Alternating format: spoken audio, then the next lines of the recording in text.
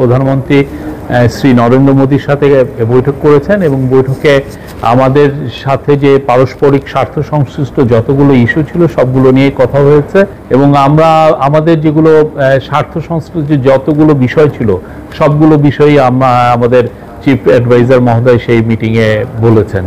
যেমন শেখ হাসিনা প্রত্যর্পণ বিষয়ে কথা হয়েছে, শেখ হাসিনা যে ওইখানে বসে অনেক ধরনের ইনসেন্ডিয়ারি কমেন্ট করছেন সেগুলো বিষয়ে কথা হচ্ছে। তারপরে বর্ডার কিলিং নিয়ে কথা হয়েছে। আমাদের দুই দেশের মধ্যে যে গাঞ্জেস ওয়াটার ট্রিটিটা আপনি জানেন যে নতুন করে এটার এক্সপায়ার হয়েছে, নতুন করে ট্রিটিটা হওয়ার আবার কথা হচ্ছে এবং তিস্তা ওয়াটার এগুলো সবগুলো নিয়েই কথাবার্তা হয়েছে। আমি বলবো যে মিটিংটা খুবই কনস্ট্রাকটিভ, প্রোডাক্টিভ এবং ফ্রুটফুল হয়েছে।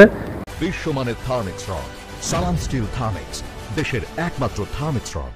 মাননীয় চিফ অ্যাডভাইজার মহোদয় ইন্ডিয়ার প্রধানমন্ত্রী শ্রী নরেন্দ্র মোদীর সাথে বৈঠক করেছেন এবং বৈঠকে আমাদের সাথে যে পারস্পরিক স্বার্থ সংশ্লিষ্ট যতগুলো ইস্যু ছিল সবগুলো নিয়ে কথা হয়েছে এবং আমরা আমাদের যেগুলো স্বার্থ সংশ্লিষ্ট যতগুলো বিষয় ছিল সবগুলো বিষয়ই আমাদের চিফ অ্যাডভাইজার মহোদয় সেই মিটিংয়ে বলেছেন।